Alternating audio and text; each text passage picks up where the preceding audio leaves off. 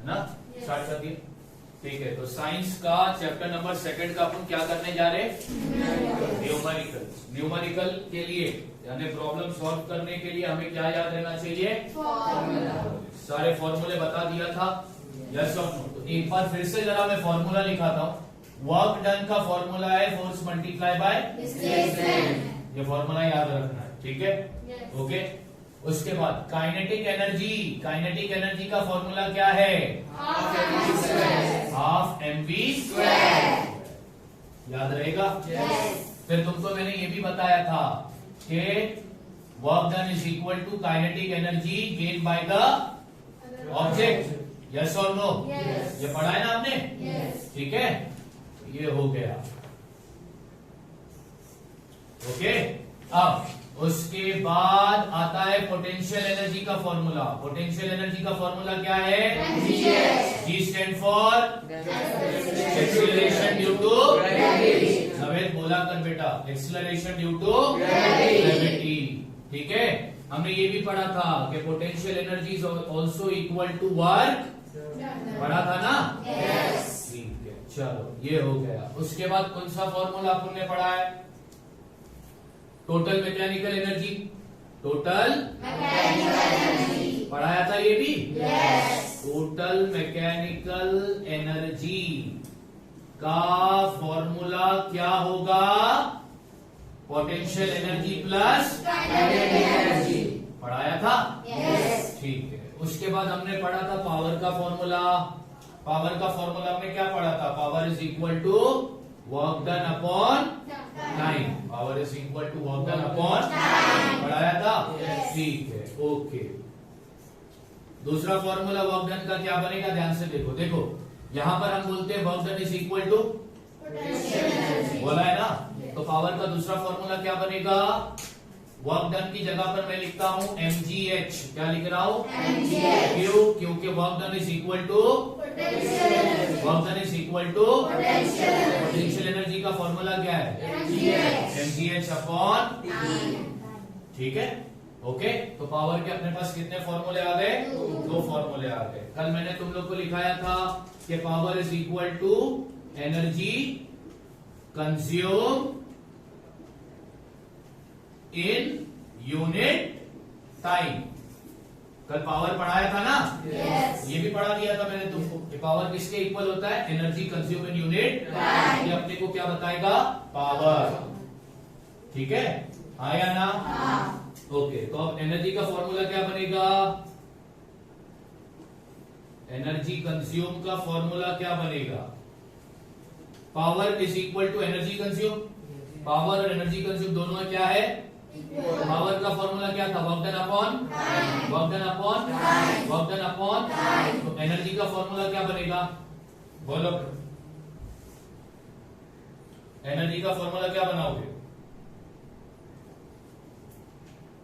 Energy का formula बनेगा power multiply by time. क्या बनेगा? अब तुम बोलोगे सर एनर्जी का फॉर्मूला कैसे बना? तो ध्यान दो, यहाँ पे ध्यान दो। एनर्जी हमने बोला power is equal to energy consume in unit, ठीक है? यानी जितना ज्यादा हमारे पास एनर्जी होगा उतना ज्यादा अपन लोग काम करेंगे, वो भी कम टाइम में, यस और नो? तो कहीं ना कहीं पावर एनर्जी से भी रिलेटेड है, यस और नो? तो इसलिए एनर्जी का फॉर्मूला बनेगा, क्या बताया था मैंने अभी? Power multiply bye, power multiply bye, याद रखोगे? यस और नो? ठीक है। तो ये सारे फॉर्मूले हैं जो हमको काम आएंगे न्यूमेरिकल सॉल्व करने के, ठीक है? ओके, चलो प्रॉब्लम सॉल्व करते हैं। अब मैं क्वेश्चन नहीं लिखाऊंगा, टेक्स्ट बुक है सबके पास? Please open the text book.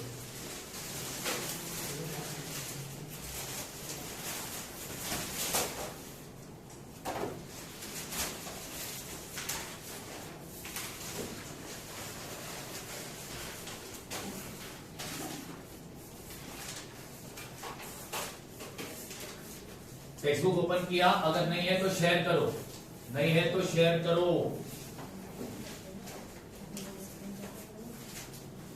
तेरे पास नहीं है टेक्स्ट बुक? शहजाद,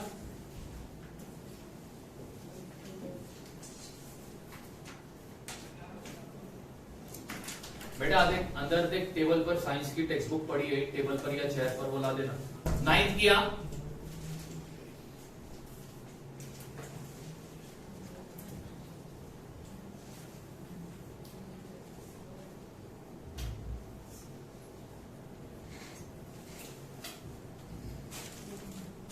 कल मैंने बताया था इलेक्ट्रिक एनर्जी जब कमर्शियल पर्पस के लिए इस्तेमाल की जाती है,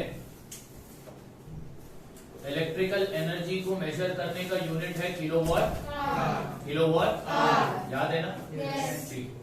तो चलो फर्स्ट क्वेश्चन करते हैं, चैप्टर नंबर 2 न्यूमेरिकल्स। न्यूमेरिकल का क्वेश्चन नंबर क्या है?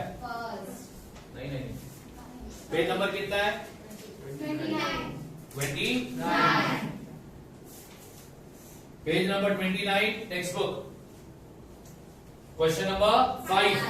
क्वेश्चन नंबर 5 का फर्स्ट टर्म क्या है? Question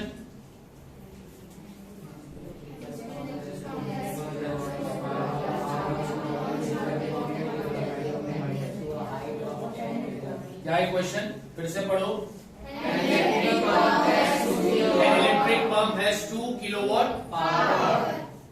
how much water will the pump every minute to a height of 10 meter। Electric pump है, इलेक्ट्रिक पंप का क्या दिया है? पावर। इलेक्ट्रिक पंप का दिया है पावर, डिनोटेड बाय P। कितना दिया है पावर? 2 किलो पावर कितना दिया है? 2 किलो। ठीक है, ओके। अब किलोवाट को कन्वर्ट करते हैं अपन वॉट में। किसमें कन्वर्ट करेंगे? वॉट में। तो 1 किलोवाट कितने 1 किलोवाट कितने वॉट्स मिलकर बनता है? तो 2 किलोवाट कैसा होगा? 2 into 1000। हाँ या ना? तो इसको तुमने किलोवाट से किसमें कन्वर्ट कर दिया? वॉट में कन्वर्ट कर दिया। तो चलो पावर दिया था, उसके बाद क्या दिया है? How much water will the pump lift every minute. Every यानी टाइम भी दिया है, टाइम दिया है मिनट में। टाइम किस में दिया है? मिनट में दिया है। मिनट को अपन किस में कन्वर्ट करेंगे? सेकंड में, क्योंकि टाइम का ऐसा यूनिट क्या है? सेकंड। तो 1 मिनट में कितने सेकंड होते हैं? 60। तो देखो मैंने मिनट को सेकंड में कन्वर्ट कर दिया। हाइट दिया है? हाइट कितनी दिया है? 10 मीटर। अच्छा, यहां पर फाइंड क्या करना है? How much water will the pump lift. Pump कितना पानी लिफ्ट करेगा? पंप कहां पर है? जमीन पर। उसको क्या करना है? पानी लिफ्ट करना है, यानी जमीन से पानी को उठाकर टैंक में डालना है। ठीक है, ओके। तो वो हर मिनट में कितना पानी लिफ्ट करेगा वो अपने को फाइंड करना है। अच्छा, कितना लिफ्ट करना है पानी को? हाइट दी भी है ना? 10 मीटर। ठीक है, 10 मीटर तक वो पानी को पहुंचाना है। तो हर 1 मिनट में कितना पानी टंकी में जाएगा वो अपने को क्या करने का है? फाइंड करना है। तो अब यहां पर लिखता हूं to find amount of water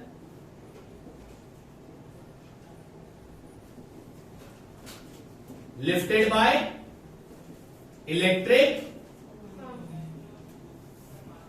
ये अपने को करना है amount of water lifted by electric pump. Indirectly अगर मैं तुमको बोलूं तो amount of water is a quantity. अपने को जानना है कि 1 मिनट में वो इलेक्ट्रिक पंप कितना पानी लिफ्ट करेगा। That is we need to find mass of what, यानी अपने को फाइंड करना है m। क्या फाइंड करना है? क्या फाइंड करना है? समझ में आ रही बात? तो मैं फाइंड करना था amount of water lifted by electric amount of water means we need to know the quantity of water lifted by the pump in a minute at 10 meter height. Quantity of water means mass of water. वो pump हर 1 minute में कितना पानी 10 metre की height तक लेकर जाएगा। बात समझ में आ गई? तो अपने को फाइंड करना है M। अपने पास है क्या? पावर। अपने पास है क्या? टाइम। अपने पास है क्या? हाइट। अपने को फाइंड क्या करना है? M। अब इनमें से तुम कौन सा फॉर्मूला इस्तेमाल करोगे? क्या ये वाला फॉर्मूला लगाओगे? नहीं, क्योंकि वर्क डन से रिलेटेड ये क्वेश्चन नहीं है। काइनेटिक एनर्जी से रिलेटेड ये क्वेश्चन नहीं है। पोटेंशियल एनर्जी से रिलेटेड ये क्वेश्चन नहीं है। ये क्वेश्चन में पावर आया है तो हम पावर वाला फॉर्मूला लगाएंगे। अब पावर वाला कौन सा फॉर्मूला लगाओगे? ये वाला या ये वाला? कौन सा लगाओगे? फर्स्ट। अगर फर्स्ट वाला लेते हो तो power is equal to work done upon time. मेरे पास पावर है, मेरे पास टाइम है, वर्क डन है क्या? तो कौन सा फॉर्मूला आएगा? पावर का सेकंड वाला फॉर्मूला आएगा। क्यों आएगा? हमारे पास पावर है, मेरे पास टाइम है, मेरे पास हाइट है, मेरे को फाइंड क्या करना है, और मेरे पास जी भी है। मेरे पास जी स्टैंड फॉर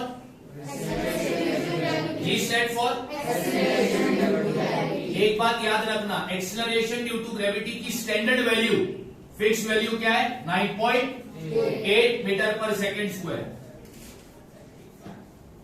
याद रखोगे ये? हाँ या ना? एक्सेलरेशन ड्यू टू ग्रेविटी की स्टैंडर्ड वैल्यू क्या है? 9.8। क्या है? 9.8। क्या है? 9.8। क्या है? 9.8। याद रखोगे ये? यस और नो? पक्का? अब यहाँ पे लिखता हूं मैं फॉर्मूला टू यूज।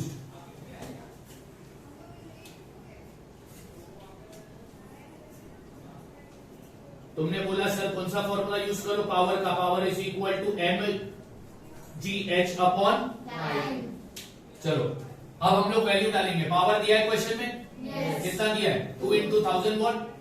तो लिखा 2 into 1000 is equal to m stand for provide करना है, multiply g stand for acceleration due to, उसकी वैल्यू क्या दी है? मल्टीप्लाई h स्टैंड फॉर, उसकी वैल्यू क्या दी है? अपॉन t स्टैंड फॉर, उसकी वैल्यू क्या दी है?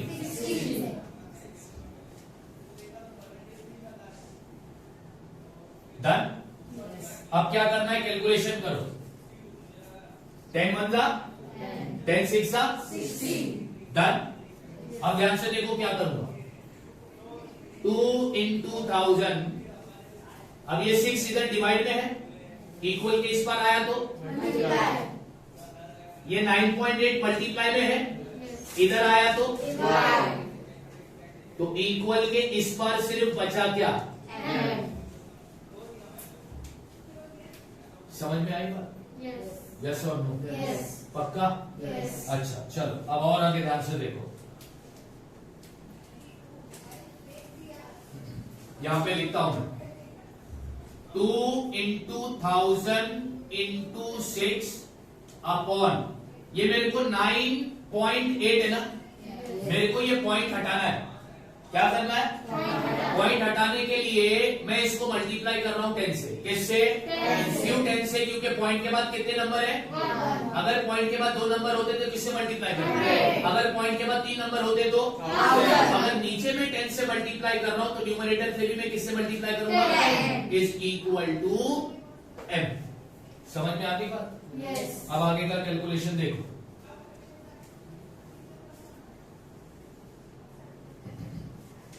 अब 2 1 जा, चलो अभी नहीं कट करता हूं, पहला रहने दो इसको। 2 एज इट इज रहने दो।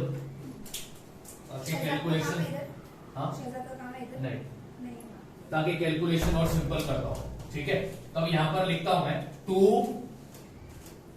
into 1000 into 6 into 10 अपॉन, अब ये 9.8 को 10 से मल्टीप्लाई करोगे तो आंसर आएगा 98 इज इक्वल टू m। समझ में आ गई बात? यस और नो? अब आगे का कैलकुलेशन देखो। 2 1 जा 2, 49 जा 90।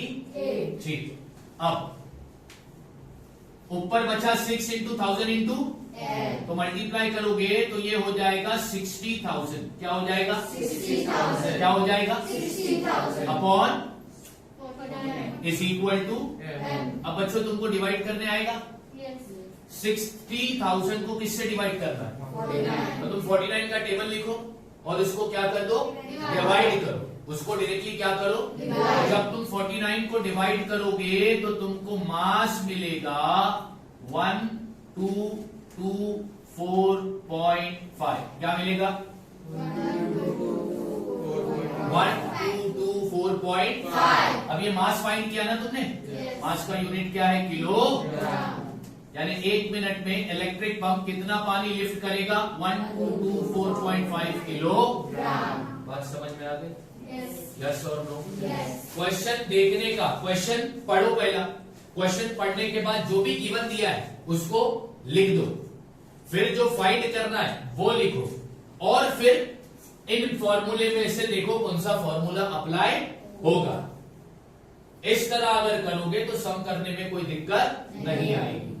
सबसे पहला जो चीज दी है क्वेश्चन में वो गिवन बोलकर लिख दो, फिर जो चीज फाइंड करने बोली है वो लिखो, फिर देखो कौन सा फॉर्मूला अप्लाई होगा वो फॉर्मूला लिखो, बाद में सम को क्या कर दो? सॉल्व कर दो। समझ में आ रही है बात? ठीक है, ये तो एक क्वेश्चन हो गया।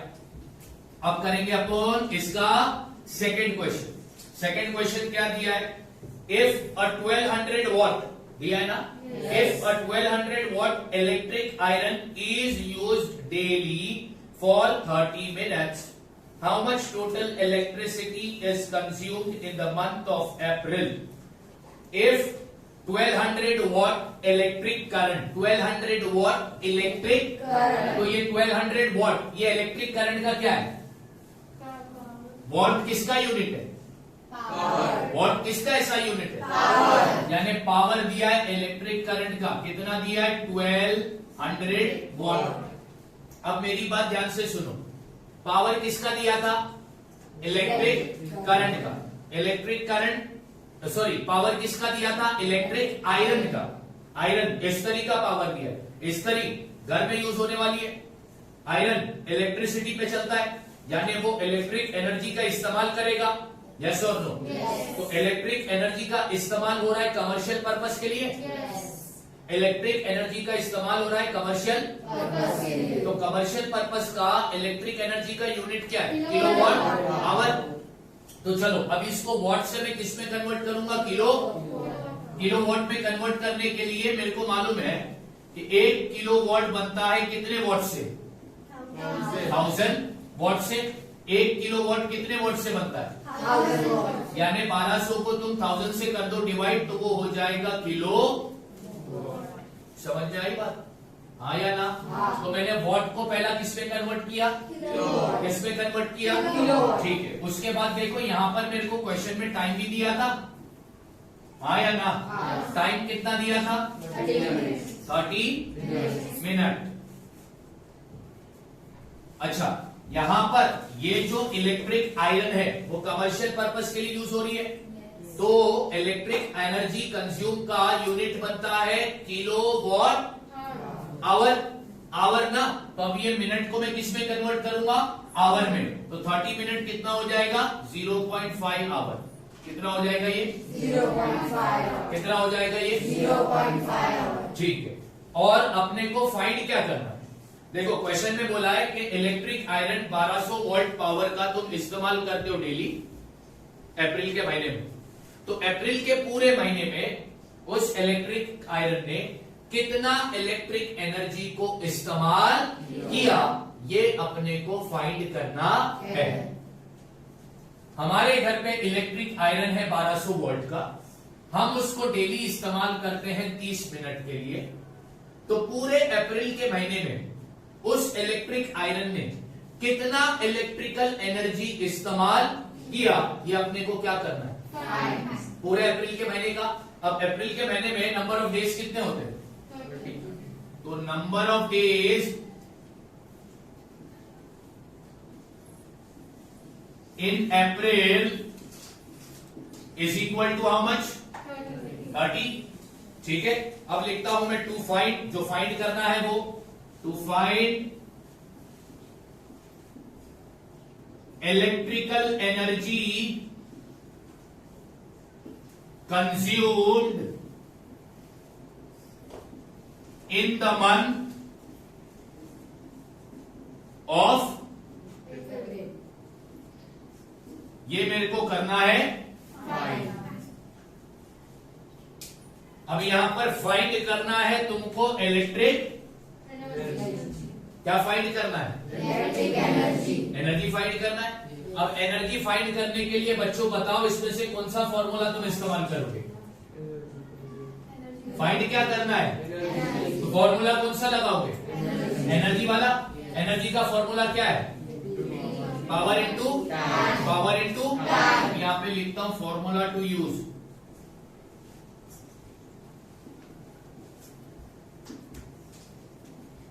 Energy consume is equal to power multiply by, अब पूरे अप्रैल के महीने का निकाल रहे ना, तो पूरे अप्रैल में कितने दिन होते हैं? Into number of days, into,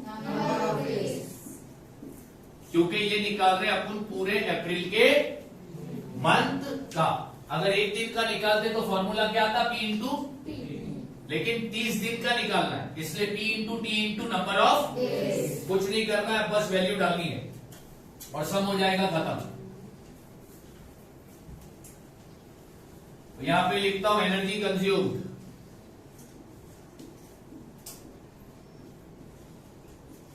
is equal to, अब बच्चों बताओ पावर, पावर कितना मिला है अपने को? 1200 अपॉन इंटू टाइम कितना लोगे? 0.5। नंबर ऑफ डेज कितना है? 20। अब देखो यहां से मैं 2 जीरो, यहां से 2 जीरो कट कर रहा हूं। 10 1 जा, 10 3 जा 30, नीचे कुछ बचा क्या? ऊपर बचा 12 मल्टीप्लाई 0.5 मल्टीप्लाई 3। तो इन सबको मल्टीप्लाई करोगे तो आंसर आएगा 18 यूनिट। क्या आंसर आएगा? 18 यूनिट। यानी पूरे अप्रैल के महीने में आयरन ने कितना इलेक्ट्रिक एनर्जी यूज किया? 18 यूनिट। कितना इलेक्ट्रिक एनर्जी यूज किया? 18 यूनिट। कितना इलेक्ट्रिक एनर्जी यूज किया? 18 यूनिट। समझ में आ गई बात? क्वेश्चन नंबर 1 समझा? Yes. तुमको फाइंड करना था amount of water, amount of water means mass of water. यानी अपने को फाइंड करना था यहाँ पर एम, और यहाँ पर तुमको फाइंड करना था इलेक्ट्रिक एनर्जी, यानी कितना एनर्जी इस्तेमाल किया। बात समझ आ रही है? दोनों प्रॉब्लम समझा के नहीं? Yes. ठीक है। अब third question,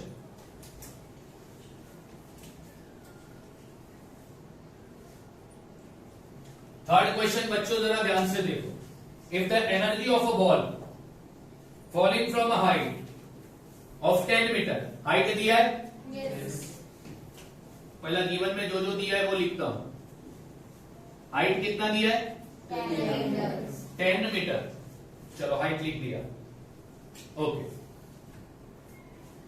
falling from a height of 10 metre is reduced by 40%. How high will it rebound?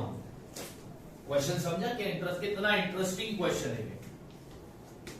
एक बॉल है, कितने मीटर ऊंचाई पर है? 10 मीटर की ऊंचाई पर मान लो ये बॉल है, ठीक है। जब ये बॉल को हमने रिलीज किया,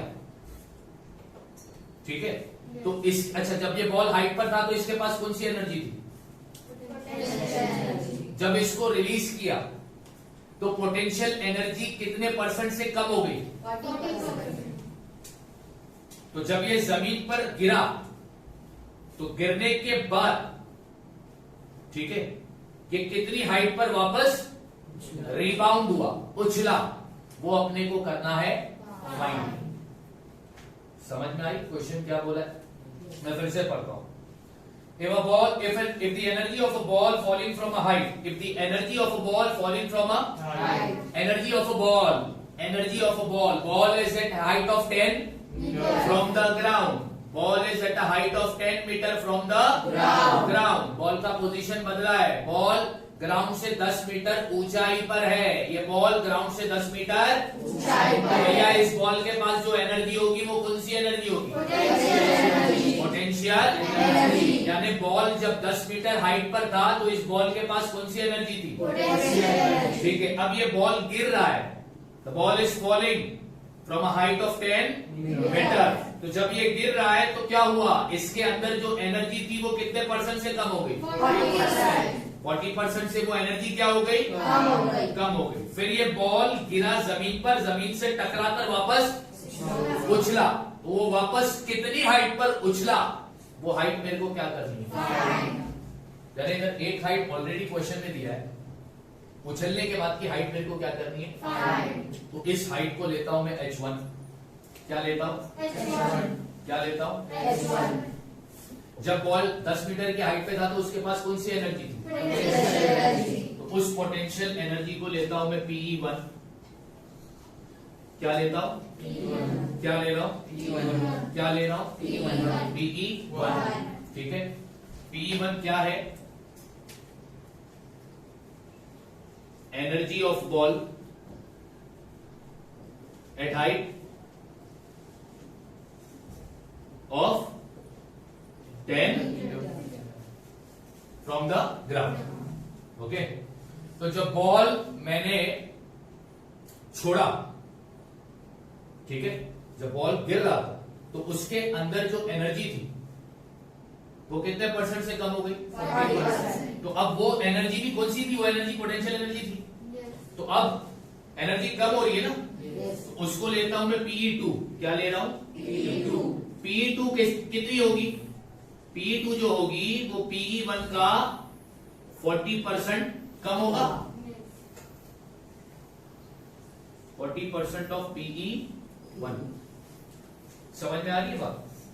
हाँ या ना? हाँ. ये कैलकुलेशन समझ रहा है मैं क्या बता रहा हूँ? Yes. अब मैं क्या फाइंड कर रहा हूँ यहाँ पर? Pe2। ये Pe2 ये पोटेंशियल एनर्जी है जो गिरते वक्त जो उसके पास पोटेंशियल एनर्जी थी ना, उसको मैंने लिया हूं Pe2। और जब बॉल 10 मीटर की हाइट पर था उसके पास जब वो पोटेंशियल एनर्जी थी उसको क्या लिया है मैंने? इसको थोड़ा डायग्राम बनाकर बताता हूं, ध्यान से सुनो। ये ग्राउंड है, क्या है ये?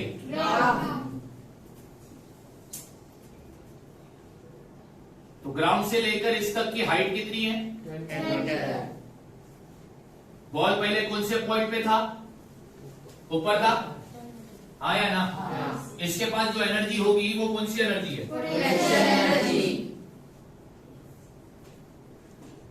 तो इस पोटेंशियल एनर्जी को मैं क्या ले रहा हूं? मान लो बॉल गिर रहा है नीचे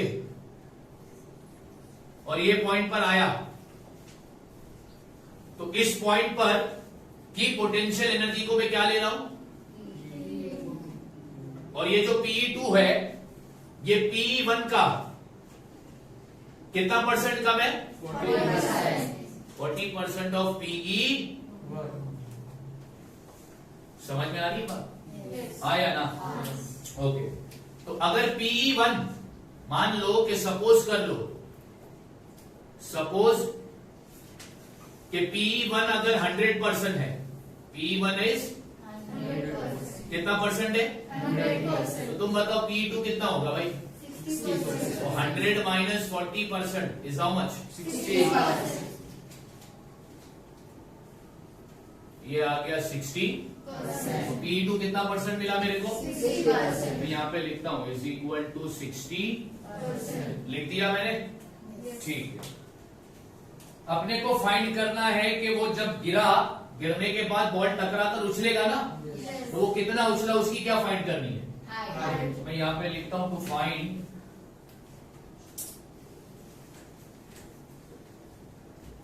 H2। क्या फाइंड करने का है? क्या फाइंड करने का है?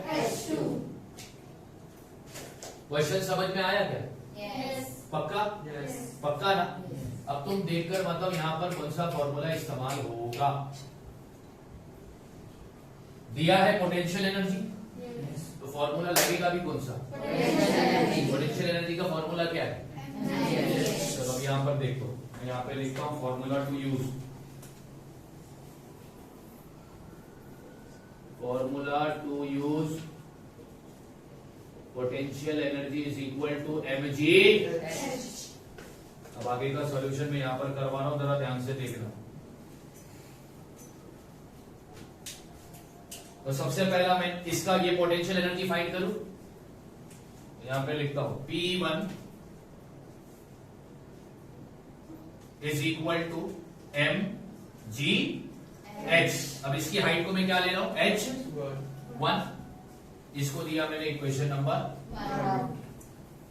फिर इसका पोटेंशियल एनर्जी फाइंड करो, Pe2 सेम फॉर्मूला आएगा mg, बस हाइट को क्या लूंगा मैं, बॉल का मास सेम रहेगा ना, मास में कोई चेंजेस आएगा, एक्सेलरेशन ड्यू टू ग्रेविटी की क्या रहेगी, खाली हाइट अलग होगी। ठीक, कितने इक्वेशन मिले तुमको, अब मैं क्या करता हूं, डिवाइडिंग इक्वेशन नंबर 1 और 2, दोनों इक्वेशन को मैं क्या कर रहा हूं,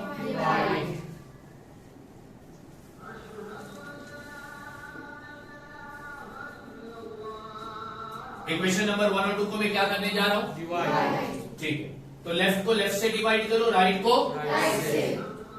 ध्यान देना, यहां पे लिखता हूं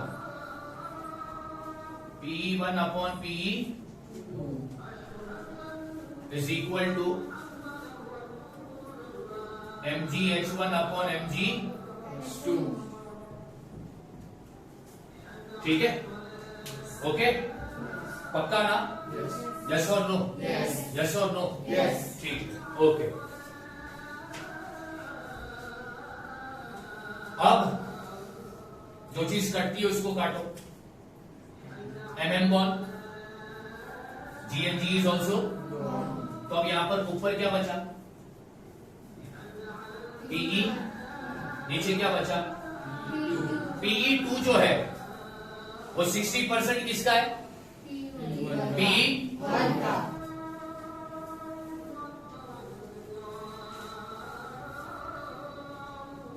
is equal to h1 upon,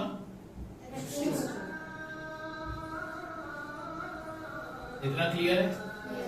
अब एक काम करो, क्रॉस मल्टीप्लाई करो, दो फ्रैक्शन के बीच में इक्वल की साइन है तो क्या करोगे, दो फ्रैक्शन के बीच में साइन कौन सी है, क्या करोगे, चलो क्रॉस मल्टीप्लाई करते हैं। तो Pe1 मल्टीप्लाई होगा h2 से, और 60% Pe1 मल्टीप्लाई किससे होगा, h1 से। ठीक है बच्चों, अब जरा ध्यान दो, अब मैं क्या करता हूं, ये h2 को एज इट इज रखता हूं, हाँ, इक्वल 60% Pe1 इंटू h1। अब ये Pe1 को मल्टीप्लाई से यहां पर लूंगा तो क्या हो जाएगा, अब देखो ये Pe1 cancel, h2 is equal to 60% का डिनोमिनेटर क्या आता है, इंटू h1 की वैल्यू अपने पास है, कितनी है, 10, डाल दिया वैल्यू। अब करो ना भाई सॉल्व, ये 0 0, ये 0 ये 0, ऊपर क्या बचा, तो बॉल जब रिबाउंड होगा तो वो कितना मीटर ऊंचा जाएगा, 6 मीटर। समझ में आ गई बात, आया ना, पक्का, ठीक है, जरा कॉपी कर दो।